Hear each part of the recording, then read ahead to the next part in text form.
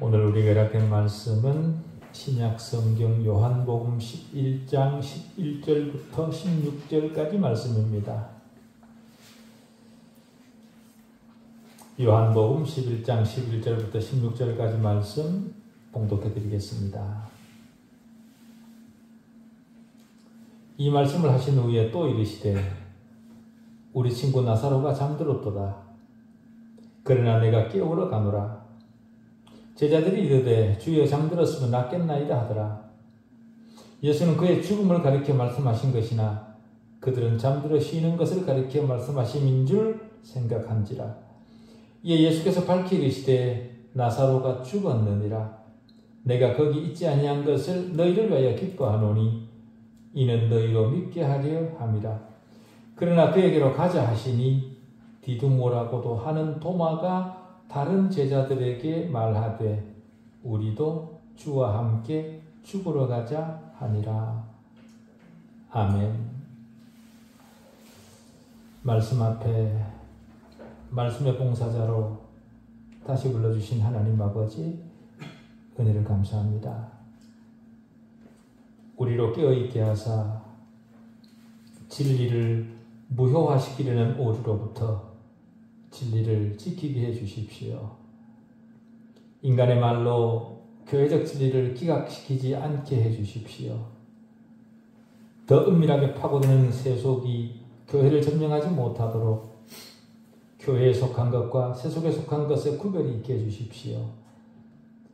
종교화된 기독교에 생각 없이 참여하는 자가 아니라 그것으로부터 돌아선 자로 말씀 앞에 있게 해 주십시오.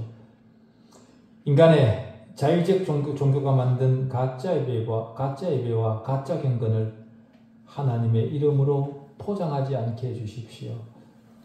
인간의 시각에서 하나님을 파악하려는 모든 시도를 내려놓고 하신 말씀을 엄숙히 들을 줄 아는 우리이기를 원하올 때에 살아계신 우리 주 예수 그리스도 이름으로 기도하옵나이다. 아멘. 예전에는 죽음에 대해 말하는 것이 금기시 되었었지만 현대는 사람들의 생각이 많이 바뀌면서 죽음에 대해 굉장히 개방적인 그런 시대가 되었습니다. 그래서 웰다잉이라는 그런 프로그램을 개발해서 사람들에게 교육하기도 하고 죽음 문제를 다루는 세미나에 많은 사람들이 참석하기도 합니다. 그 이유는 죽음이 무엇인가에 대해 궁금하기 때문일 겁니다. 죽음이 가지고 있는 그 공포심이 그들을 그렇게 만드는 것이겠죠. 우리 그리스도인들도 죽음이라는 질문을 만나면 확실한 답을 제시하지 못합니다. 그렇기 때문에 주님은 죽음을 어떻게 생각하고 계시는가를 확인하고 주님의 생각으로부터 확신과 위로를 얻어야 됩니다. 오늘 본문을 보면 주님이 죽음을 향해 나아가고 계셨습니다. 주님은 죽음의 주인입니다. 그래서 죽음을 다스리시죠. 다시 말해 죽음이라는 문제에 대한 답을 주님께서 가지고 계십니다. 그렇기 때문에 죽음을 보는 주님의 방식을 우리가 알게 되면 죽음을 바라보는 관점에 우리도 빛을 얻을 수 있습니다. 죽음에 대한 주님의 대답에는 양면성이 있습니다. 다시 말해 불신자의 죽음이냐 아니면 신자의 죽음이냐에 따라서 죽음에 대한 주님의 관점이 완전히 달라집니다. 만일 본문의 죽음이 불신자의 죽음이었다면 주님은 그 죽음을 축혀 세우지 않았을 겁니다. 왜냐하면 불신의 상태로 죽는 것은 그 자체로 멸망이기 때문에 그렇습니다. 다시 말해 불신자에게 죽음은 곧 지옥행입니다. 그렇기 때문에 그런 죽음은 축혀 세우지 않으시겠죠. 주님은 마태복음 25장 41절에서 지옥을 영원한 불이 타는 곳으로 그렇게 묘사하셨고 46절에서는 영원한 형벌이 가해지는 곳이라 그렇게 묘사하셨습니다.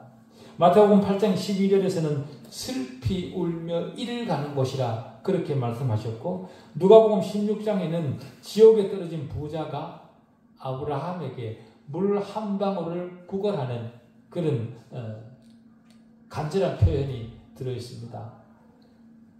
또 주님은 마태복음 10장 28절에서 몸은 죽여도 영혼은 능히 죽이지 못하는 자들을 두려워하지 말고 오직 몸과 영혼을 능히 지옥에 멸하실 수 있는 이를 두려워하라 그렇게 하셨습니다. 주님께서 믿지 않는 자들에게 이처럼 두려운 말씀을 하시는 이유는 죽음은 분리를 의미하기 때문에 그렇습니다. 다시 말해 불신자의 죽음은 그 영혼이 하나님으로부터 영원히 분리되는 겁니다. 하나님은 빛입니다. 그렇기 때문에 하나님과 분리된다는 것은 빛으로부터 멀어지는 것이죠. 다시 말해 어둠 속에 떨어지는 겁니다. 하나님은 모든 좋은 은사의 원천이시죠. 불신자의 죽음은 이런 모든 은사들이 다 박탈당하는 그것을 뜻합니다. 그렇기 때문에 불신자의 죽음은 무서운 거죠. 지금도 그렇지만 예전에 시골에서는 아주 연세 높으신 분들이 돌아가신 죽음을 호상이라 그렇게 불렀습니다. 그러나 믿지 않는 자의 죽음은요, 그가 아무리 고령자라 할지라도 호상일 수 없습니다. 왜냐하면 믿지 않는 그들이 가는 곳은 이미 정해져 있기 때문에 지옥으로 떨어지는데 그게 어떻게 호상이겠습니까? 반면에 주님은 신자들의 죽음에 대해서는 크게 격려하셨습니다.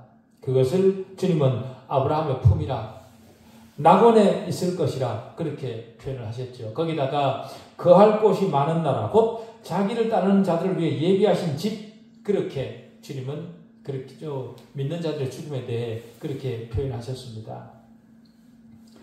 우리가 지금 살피고 있는 이 대목에서 주님은 죽음을 잠이라 그렇게 말씀하셨고 친구 나사로에게 그런 일이 일어난 것을 기뻐한다 그렇게 하셨습니다. 친구의 죽음을 기뻐한다니 놀랍지 않습니까? 몸이 피곤해서 회복을 위해 잠을 잔다면 기쁜 일이겠지만 죽음이 어떻게 기쁨의 요소가 될 수 있겠습니까? 주님이 그렇게 말하신 이유는요, 나사로는 믿는 자였고 믿는 자의 죽음이 어떠하다는 것을 주님은 너무도 잘 아셨기 때문에 그렇게 말씀하신 겁니다. 믿는 자의 죽음은 두려워할 것이 아닙니다. 믿는 자의 죽음은 본향을 찾아가는 과정입니다. 본문에서 주님은 믿는 자의 죽음을 잠든 것이라 그렇게 말씀하셨죠. 우리에게 잠은 해로운 것이 없습니다. 성도에게 죽음은 그림자에 지나지 않습니다. 죽음이 우리에게 그림자에 지나지 않는 이유는 죽음의 모든 실상이 우리 주 예수 그리스도의 손아귀에 있기 때문에 그렇습니다. 우리 죽음은 하나님과 분리되는 것이 아닙니다. 성도의 죽음은 하나님과 분리되는 그런 과정이 아닙니다. 왜냐하면 주님께서 우리 대신 하나님과 분리되는 아픔을 이미 겪으셨기 때문에 그렇습니다. 우리에게 죽음이 그림자에 불과하도록 주님은 아버지와 분리되는 아픔을 우리 대신 이미 겪어주셨습니다. 그래서 그 아픔을 겪는 과정에서 주님이 그렇게 외치시죠. 나의 하나님, 나의 하나님, 어찌하여 나를 버리셨나이까? 그런 깊은 울부짖음을 우리 대신 하셨던 주님이십니다. 나를 위해, 여러분을 위해 대신 매를 맞으신 겁니다. 둘째로, 잠은 휴식을 의미합니다. 낮에 노동해서 휴식하는 거죠. 낮에 노동이 뭡니까? 우리 인생입니다. 고달픈 거죠. 전도서 5장 12절은 노동자는 잠을 달게 자거니와 그렇게 얘기를 합니다. 제자들은 나사로에 대해 주님에게 이렇게 말했습니다. 주여 그가 잠들었으면 낫겠나이다. 우리에게 죽음은 잠과 같은 겁니다. 그래서 요한계시록 14장 13절은 내가 또 들으니 하늘에서 음성이 나서 이르되 기록하라. 지금 이후로 주 안에서 죽는 자들은 복이 있도다 하시매 주 안에서 죽는 자들은 복이 있도다 하시매 성령이 이르시되 그러하다 그들이 수고를 그치고 쉬리니 이는 그들의 행한 일이 따름이라 하시더라 이렇게 얘기를 합니다. 수고를 그치고 쉰다 그렇게 얘기를 합니다. 그렇다고 하더라도 하늘에서는 할 일이 하나도 없다 그런 뜻이 아닌 줄 저는 믿습니다. 하늘에 가도 할 일이 있을 겁니다. 저는 개인적으로 하늘에서의 삶은 각종 활동으로 가득 찰 것이라 그렇게 저는 생각을 합니다. 왜 그런가 하면 하나님께서 친히 일하시기 때문에 그렇습니다. 하나님께서 친히 일하시는데 우리가 어떻게 가만히 있겠습니까? 같이 일해야 되겠죠. 그러면서 동시에 거기는 휴식 장소입니다.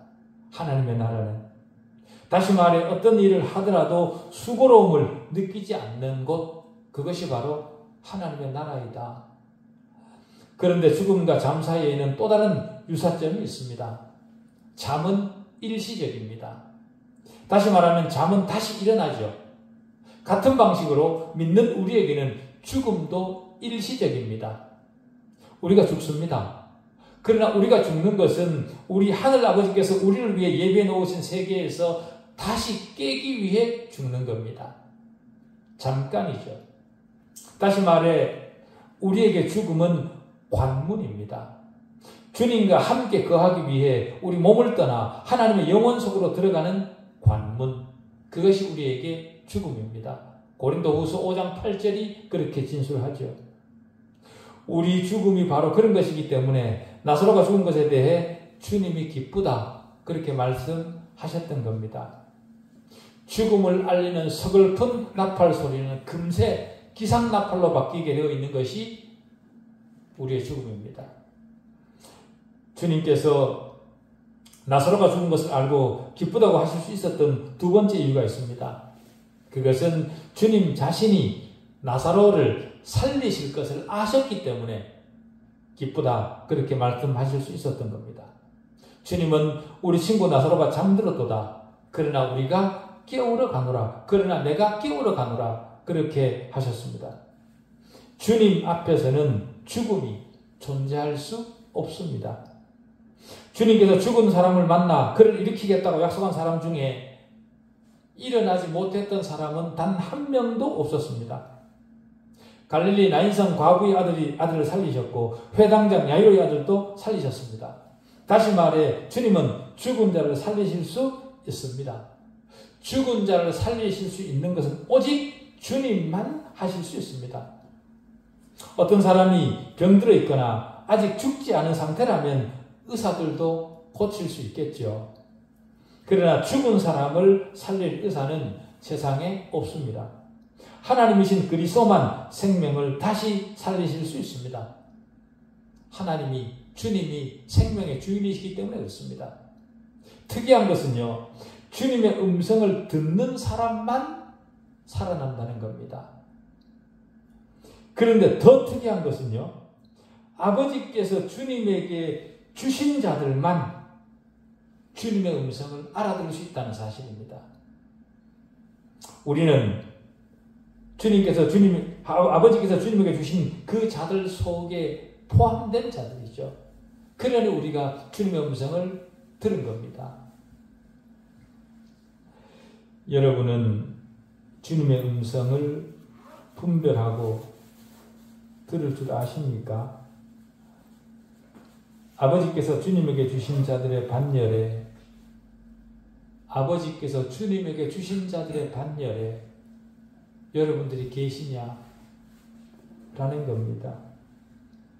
만일 이 질문에 확신에 찬 목소리로 대답할 수 없다면 그런 분은 주님을 반드시 만나야 됩니다. 성경을 다시 읽기 시작하시고 신실한 사람을 통해 복음을 다시 들어야 됩니다. 복음만 죽은 사람의 생명을 살릴 수 있습니다. 다른 방법은 없습니다. 주님께서 나사로의 죽음을 기뻐하신 세 번째 이유는요, 나사로가 다시 살아나는 일로 말미암아 많은 사람들의 믿음이 강하게 될 것을 아셨기 때문에 기뻐하셨습니다. 주님은 이렇게 말씀하셨습니다. 내가 거기 있지 아니한 것을 너희를 위하여 기뻐하노니 이는 너희로 믿게 하려 함이라. 주님은 제자들의 믿음을 강화시키려 하셨습니다. 당시 믿음이 없던 자들도 이 극적인 부활을 보면서 믿게 되었죠. 우리는 어떻습니까? 우리도 부활한 사람들입니다. 그렇다면 우리 부활이 다른 사람들로 하여금 주님을 발견하도록 해 주었어야 하지 않을까요? 우리는 죄와 허물로 죽었던 사람들입니다. 그랬던 우리를 주님께서 살리셨죠. 그렇기 때문에 우리는 부활한 사람들입니다. 그리고 이제 몸의 부활을 기다리는 자들이죠. 그렇기 때문에 우리 부활이 다른 사람들로 하여금 주님을 발견하도록 만들어야 합니다. 부활한 사람으로서의 삶을 살아서 영적으로 죽어있는 수많은 사람들이 영생을 맛보도록 해야 합니다. 누가요? 저와 여러분이요. 그리고 이제 우리는 16절에서 디두모라 하는 토마를 만납니다. 성경을 읽은 사람들이 토마라는 이름을 읽으면, 토마라는 사람의 이름을 딱 들으면 듣자마자 딱 생각하는 것이 의심이 많은 도마라는 말이 저절로 떠오릅니다. 도마는 주님의 부활을 믿지 못하겠다는 듯이 불신앙을 냈던 거죠.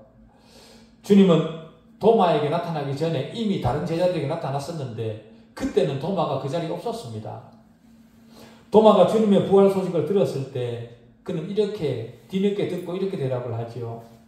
내가 그의 손의 못자국을 보며 내 손가락을 그 못자국에 넣으며 내 손을 그 옆구리에 넣어보지 않고는 믿지 아니하겠노라. 그런데 도마만 부활하신 주님을 믿지 않았던 것이 아니었습니다. 그죠? 다른 제자들도 그리스도를 보기 전에, 부활하신 그리스도를 보기 전에는 믿지 않았었습니다. 그런데 우리는 그 사실을 망각하곤 하죠. 도마만 주님을 의심한 것처럼, 믿지 못했던 것처럼 우리는 그렇게 기억을 합니다. 왜 그런가 하면 도마의 한 말이 부각되어서 그에 대한 편견이 형성된 겁니다. 그런데 오늘 본문의 도마를 통해서는 완전히 다른 모습을 보게 되죠. 즉 주님께서 예루살렘으로 다시 돌아가시겠다고 공언하셨던 것을 우리는 기억을 합니다. 그런데 주님이 예루살렘으로 돌아가면 주님을 기다리고 있는 위험이 있었습니다. 제자들은 그것을 알고 다 두려워 떨었죠. 예루살렘에서 주님을 대적하는 세력들은 아주 폭력적이었습니다. 불과 몇 주 전에만 해도 그런 위협이 있었던 거죠. 그런데 주님은 그런 예루살렘으로 다시 돌아가겠다 그렇게 말씀하십니다. 그러자 그 말을 들은 제자들이 다 놀랍니다. 주님을 따라 예루살렘으로 가면 주님과 함께 자신들도 위험에 처할 것을 알았던 거죠. 모든 제자들이 그런 생각을 하면서 서로 눈만 보면서 침묵이 흘렀습니다. 주님이 가신다니 가지 않을 수는 없고 가자니 가서 죽임당할 것이 뻔한 그런 상황이었습니다. 그런 가운데 있으면서 제자들은 서로를 보며 침묵하고 있을 그때 제자 한 사람 중에 입을 엽니다. 그가 바로 도마였죠. 도마는 우리도 주와 함께 죽으러 가자. 불쑥 그렇게 말을 합니다. 그의 말은 용기가 아니라 음울하고 슬픔에 찬 그 제자들 모임 속에 있었던 결단이었습니다. 그들에게 예루살렘으로 가는 길은 죽음을 각오하는 길이었습니다. 그런 상황에서 도마는 주님과 생사를 같이 하겠다 그렇게 선언을 한 거죠. 그리스도인에게 죽음은 끝이 아닙니다. 새로운 몸으로의 부활이 약속되어 있습니다. 그러나 도마는 그 부활을 생각하지 않고 그 말을 했던 것 같습니다. 다시 말해 도마는 계산하지 않고 불쑥 주님과 함께 죽겠다 그렇게 선언을 한 겁니다. 물론 주님이 십자가에 못 박히실 때 제자들이 다 도망을 갔고 그때 그렇게 큰 소리 쳤던 도마도 함께 도망을 갔습니다. 그러나 단순히 도마의 말 자체만으로 우리 생각을 해보면 우리 그리스도인들의 믿음은 도마의 말처럼 되어야 됩니다. 주님의 부르심에 대해 확신이 있다면 계산하지 않고 주님을 따라야 된다라는 거죠. 그리스도인이 되었다고 하는 것이 무엇을 뜻합니까? 그것은 주님 앞에 계산하지 않겠다는 겁니다. 그것은 자신의 노력으로 하나님을 기쁘시게 하려는 모든 시도를 멈추었다는 것이고 대신 믿음으로 하나님께서 우리 구원을 위해 그리스도 안에서 행하신 일들을 따지지 않고 받아들인다라는 것을 뜻합니다. 아무도 자기 자신을 구원할 수 없습니다. 스스로의 노력으로 하나님의 의를 만족시킬 수 있는 사람은 세상에 없습니다. 그렇기 때문에 우리는 자신의 구원을 위해 애쓰고 노력하는 것을 멈춰야 됩니다. 개선하는 것을 멈춰야 됩니다. 구원을 위한 자신의 공로에 대해 아니요 그렇게 말해야 합니다. 우리가 그렇게 할 때만 하나님의 구원을 선물 받을 수 있습니다. 바울을 생각해 보십시오. 그는 회심하기 전 자신의 업적을 통해 하나님을 기쁘시게 하려고 무진 애를 썼던 사람입니다. 그러나 그가 다메섹 도상에서 주님을 만난 다음에 그가 그런 행동에 아니요, 자기 자신의 행동에, 자기 자신의 노력에 아니요 그렇게 말했던 그런 사람입니다. 그렇게 말을 하고 난 뒤부터 그는 오직 주님을 위해서만 살았죠. 빌립보서 3장 7절 이하에서 바울은 이렇게 얘기를 합니다. 그러나 무엇이든지 내게 유익하던 것을 내가 그리스도를 위하여 다 해로 여길 뿐더러 또한 모든 것을 해로 여기면 내 주 그리스도 예수를 아는 지식이 가장 고상하기 때문이라. 내가 그를 위하여 모든 것을 잃어버리고 배설물로 여기면 그리스도를 얻고 그 안에서 발견되려 함이라. 그렇게 말합니다. 그리스도인의 삶이 바로 거기서부터 출발해야 합니다. 죽음과 내 자신의 공로를 부인하는 것은 모든 참된 그리스도인에게 당연한 것이어야 됩니다. 내 자신의 의를 버린 바로 거기서부터 주님이 준비하신 복이 우리의 것이 됩니다. 내 의를 가지고 있는 한 하나님은 우리에게 간섭하지 않습니다. 우리에게 복을 주시지 않습니다. 우리는 하나님의 자기 계시에 위배되는 것에 대해서는 늘 언제나 어디서나 아니오라 그렇게 말할 수 있어야 됩니다. 다시 말해 성경에 위배되는 것은 다 아니오라 그렇게 말을 해야 됩니다. 예를 들어 우리는 율법으로부터 자유로워졌습니다. 그러나 그 율법이 하나님의 본성을 드러내주고 하나님의 능력을 보여주는 율법입니다. 그렇다면 그 율법에 위배되는 우리 삶의 영역이 있다면 그 삶의 영역에 대해 우리는 스스로 아니요 라고 대답해야 된다라는 거죠. 대신에 우리 자신에 대해서는 아니요 라고 말을 하지만 우리에게 하나님의 본성을 보여주는 그 율법 앞에서는 예라고 순종해야 합니다. 10계명 중 첫 번째 계명이 바로 그 한 예입니다. 너는 나 외에 다른 신들을 믿게 두지 말라 그렇게 말씀하셨습니다. 이 계명은 우리 삶 속에서 하나님이 차지해야 될 자리를 증명하는 것은 그것이 무엇이든지 다 아니오라 그렇게 대답해야 된다라는 겁니다. 우리는 우상에 대해 아니오라 말해야 됩니다. 돈은 우리 삶에 대단히 필수적입니다. 그러나 돈이 하나님의 자리를 대신하려고 든다면 우리는 돈을 우리 삶에서 제거해 버려야 됩니다. 부자가 되어 그리스도를 멀리 떠나는 것보다 가난하게 되어 그리스도를 가까이 따르는 것이 훨씬 더 낫기 때문에 그렇습니다. 제 말을 오해하지 마십시오. 돈은 무조건 잘못된 것이라 그렇게 말씀드리는 것이 아닙니다. 그것이 아무리 소중한 것이라도 그것이 하나님의 자리를 차지하도록 하는 것이 우리에게 있다면 우리는 그것이 무엇이든 멀리해야 된다 그 말인 거죠. 사람이든 사업이든 목표이든 자녀이든 명예든 그것이 그리스도로부터 멀어지게 하는 것이라면 우리는 그것에 대해 아니오라 말해야 합니다. 바울은 빌립보서 3장 13절 이하에서 이렇게 말했습니다. 형제들아 나는 아직 잡은 줄로 여기지 아니하고 오직 한 일 즉 뒤에 있는 것은 잊어버리고 앞에 있는 것을 잡으려고 표대를 향하여 그리스도 예수 안에서 하나님이 위에서부터 부르신 부름의 상을 위하여 달려가노라. 세상의 것은 다 뒤로 하고 하나님이 내게 주신 그 부름의 상을 바라보면서 자기 삶을 하나님께 드린다 그 말이죠. 그리스도 앞에 부름받은 모든 사람들이 다 그러해야 됩니다.